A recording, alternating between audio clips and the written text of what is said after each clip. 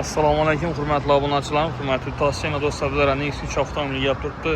Do'stlar, mashinamiz 2020 yil oladi. Mexanik korobka oladi do'stlar. Mashinada 4 yumshoq balon bor.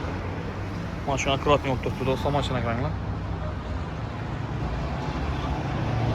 15lik diska borlar qo'yilgan mashina.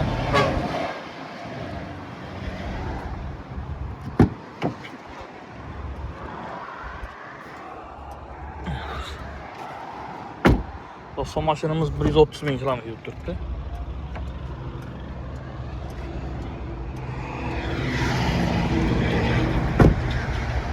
Do'stlar, mashinamizning bahosi 80 milyon so'm. Avtokreditda do'stlar 0 dan chiqadi. Boshlanish to'lovi yo'q. Oformlagan sug'urtalaringizda pul kelsangiz bo'ldi. 12 milyon kelsangiz oylik to'lov 2 milyon 600 dan 4 yil bo'ladi. Mashina qiziqadorlar uchun telefon nomerlarini pastda yozib qoldiramiz. Telefonlashib, xorlashib kelaverasizlar do'stlar. Sog' bo'lasizlar, salomat bo'lasizlar.